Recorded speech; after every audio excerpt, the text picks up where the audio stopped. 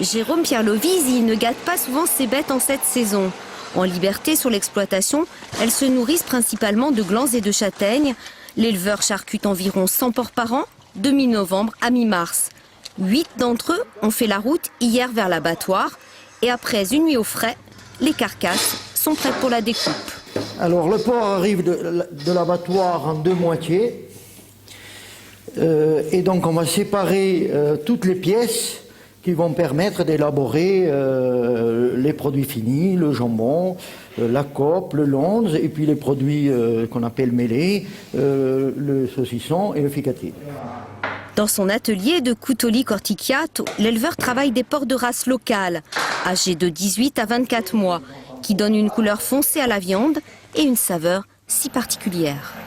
Tous les arômes sont véhiculés par le gras. Et le gras de nos porcs, quand il vieillit, il devient encore plus rose. On le voit sur des jambons entamés. Un gras très rose, ça vient de l'âge du porc et surtout de l'alimentation, parce qu'il ne mange que des céréales, des glands et des châtaignes. 2 jours par semaine pendant tout l'hiver, Samira, la femme de Jérôme, rejoint l'atelier.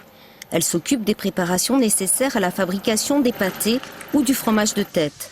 Dans cette entreprise familiale, les ventes s'effectuent directement à la maison. Les gens, c'est à moi qui s'adressent pour les commandes.